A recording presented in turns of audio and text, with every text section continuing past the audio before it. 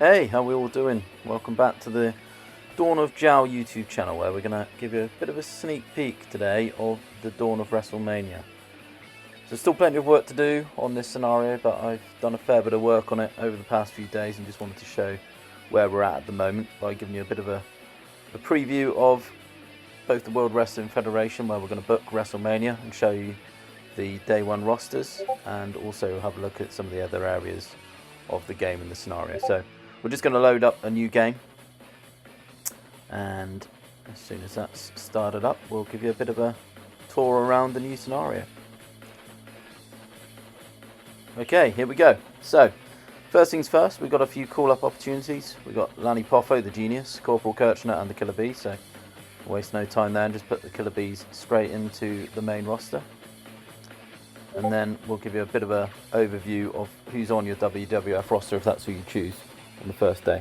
So surprisingly, only 4 belts at this time, back in March 1985. So we got Hogan, who was the World Heavyweight Champion. As you can see, he's got a 2-3 rating, and it's currently over because it's right at about the outbreak of the peak Hulkamania. We got the 8th Wonder of the World, Andre the Giant. He drops to a 2-3 from 3-3 in Dawn of WWF. Easy for me to say. Roddy Piper is your other main eventer. You've got a number of upper mid-carders, lower mid-carders. We've got a current roster size of 52 at the moment. I'm sure there'll be more that I'll discover over the coming days, but this certainly shows you your main players of the time. There's your tag team division as well. And just to give you an idea, we've still got loads and loads and loads to add, but we've already got probably best part of 100 future training roster additions just for the WWF brand. So what we're going to do is we're going to book WrestleMania, and we're going to keep it pretty much to how it was in the first WrestleMania and do the same match card as they had at the time. So the first match, for those who are unaware, is a tag team match, bizarrely, for the main event. It was Hulk Hogan and Mr. T versus, not Andre the Giant, Roddy Piper and Mr. Wonderful, Paul Orndorff. So that's our main event for WrestleMania. The semi-main, height of rockin' wrestling at the time, we had Wendy Richter versus Leilani K, who was managed by Fabulous Moolah for this match. So as soon as we got the manager update, and who knows, that might even coincide with the release date, we'll have Moolah there as a manager as well. Big John Studd versus Andre the Giant. Now, just to show you, this was actually a gimmick match at the time, and for those who have played the other Dawn games, you'll see I usually try and make sure I add all the possible gimmick matches for that company in that era, so I will be doing that in time with this one as well. We're not quite there yet. We've got the Iron Sheik and Nikolai Volkov challenging the WWF Tag Team Champions, the US Express, and then we've got JYD challenging Greg the Hammer Valentine for the Intercontinental Championship. Next on the card, we got Brutus the Barber Beaker, who at the time, Mr. Leslie, was a heel. He goes up against the son of Bruno, David Sammartino. We got a young-looking Ricky Steamboat versus Matt Bourne. Almost rounding off the card here. We got King Kong Bundy versus SD Jones. Sorry, I'm doing this off memory, so apologies for any slight delays. And then we got the Executioner versus Tito Santana in what was actually a dark match. Here's the rest of the roster from day one, those who didn't get used for whatever reason at WrestleMania 1. So you can see there's plenty of big names in there. You got Bret, a young Bret Hart, and Jim Neidhart as the Hart Foundation. You've got the British Bulldogs, Dave Boy Smith and an injured Dynamite Kid, George Animal Steel, Hercules, aforementioned Moolah. You've got Jimmy Snuka and Don Muraco if you want to set up that great feud. And then injured from day one, you can see down the bottom, the Briscoe brothers, Dynamite Kid, Ken Patera, and Bruno Sammartino. We'll just have a quick gander at the indies. So available in this particular save, you've got La Parka, just 19, a 41-year-old Bill Dundee, and a young and beardless Al Snow. And you got all sorts of other stars, the likes of Jake the Snake Roberts. Who else we got? Ernie Ladd, the Cat, the Big Cat, Butch Reed, Jim Duggan, Scott Steiner, very young, Shane Douglas, Owen Hart, Samoan SWAT team, that was Samu and Fatu. You see the future Rikishi in Fatu. And then some of these are tag teams. Midnight Rockers, the original name of the Rockers and their name at the time. American Starship, for those who are unaware, is Scott Hall and Dan Spivey. Got the Guerrero brothers, that's Chavo's dad, Chavo Sr. and Hector. And then the Blade Runners, which, for those unaware again, is Sting and the Ultimate Warrior. So already with a lot still to add, we've got a pretty stacked indies. World Wrestling Council, I believe a debutant to the Dawn game in this one. I don't think I've had them in any others. And they got a pretty good roster from day one. Quite small at the moment, but pretty decent. We got Dory Funk Jr. as their champion from day one. We got two main eventers in Carlos Colon and Dory Funk. You've got some big names: Abdullah the Butcher. You got Dirty Dutch Mantel. You got Kamala. Lots of talent in there that hopefully you'll be familiar with, and still some to add as well. And they got a pretty stacked tag team division as well, which just as well, because I think there was quite a few different tag team championships at the time as well. But they'll certainly be one of the, I think they're the lowest rep of any of the companies in this scenario at the moment. So that'll be your sort of USWA equivalent challenge. So this is Jim Crockett Promotions. Certainly more going to be added to this one before we release. But here's your champions. There is a bit of an issue, I think, with the editor on when you've got tag teams that are also appear in trios. You can see the Russians have been listed as the 6-man and the tag team champions, where in actual fact there is a separate tag team, including 2 of the 3 men from the Russians.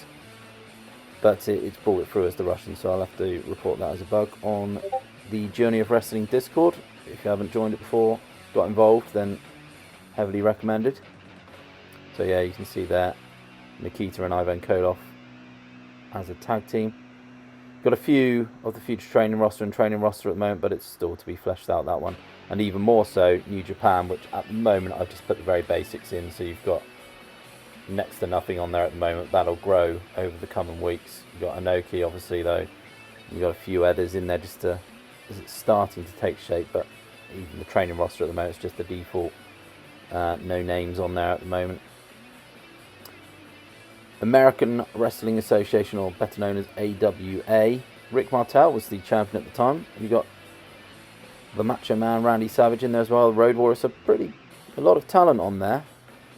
No main eventers from day one, which might seem a little harsh. That's a different Steve Regal to William Regal, who also went by Steven Regal once upon a time. No upper mid card. Sorry, lots of upper mid carders right on the knocking on the door of main eventers. It was for Randy. It was just before his break in WWF, so perhaps rather harsh. He didn't quite make main event status. And for Botwinkle, probably just at that age where he'd gone beyond main event stage when looking at it across all the companies, but maybe up in harsh. So AWA, we're part way there, but again, a lot of work to do. And finally, All Japan Pro Wrestling. Plenty of work to do here, but we've added in, I wasn't aware quite how stacked a women's roster they had at the time through All Japan Women, and you can see in a moment. So you've got Barbara obviously as the main man. You've got Ted DiBiase, who's obviously became a big player in WWF very soon after this time, but him and the likes of Terry Funk were all in All Japan at the time, so they're going to have a really good first day roster. But as I said, there's a lot of women in there. You've got the Jumping Bomb Angels, the Crush Gals, Belinda's Alliance, which includes Dump Matsumoto. So pretty decent. I'm just going to quickly show you before we jump in to play out WrestleMania and close things off for now. This is the current reputations I've set. So we've got Jim Crockett and WWF level pegging at 8. World Wrestling Council at 5 at the other end of the scale. I'll probably have another proper look at that in time and see where we were historically. But let's play the WrestleMania card, and here's a pretty decent poster there, which and your predictions on the left hand side. So WrestleMania 1 about to get underway, rather aptly for the Dawn of WrestleMania preview. I'm going to go with how it went in real life rather than simulate or try and be too clever. So the first match, the dark match, was Tito Santana, so he gets a 4-star. King Kong Bundy, of course, would face Hogan at WrestleMania 2, picks up the win, 3.5 stars. Steamboat beats Matt Bourne, the future Doink the Clown, of course. Now this one I think was a double DQ, which is not a finish currently on Journey of Wrestling, so we'll go for a time limit draw instead. So we got a nice penalty for that, bringing it down to 3 stars. JYD taking the IC Championship from the Hammer. Just over 4 stars, lovely. Another title change coming up. Sheik and Volkov. Beat Wyndham and Rotunda. Not a great rating though. Andre the Giant, 4.5 stars, beats Big John Studd. And then Rock and Wrestling, Wendy Richter beats Leilani K. And finally in the main, well, it's got to be Hogan going over at WrestleMania, hasn't it? So Hulk Hogan and Mr. T beat Paul Orndorff and Rowdy Roddy Piper. So, hopefully you've enjoyed this sort of sneak peek at what we've got so far. There's so much more to do, but what I'd like to try and target, WrestleMania 1 was March the 31st, 1985. I've probably got a good few days, maybe a couple of weeks worth of work to get this roster release ready. But wouldn't it make sense to try and get that done for March the 31st of this year, so we could mark the anniversary of WrestleMania 1 with the release of the Dawn of WrestleMania. So that's the plan. March 31st, we'll have it ready for public release. If you want to get involved in the Discord, potentially be involved in some of the beta testing as well, then please come and join over. I'll put a link in the YouTube comments. But other than that, I think that's about it for now. Hopefully you've enjoyed this preview, and we'll see you again soon. Cheers.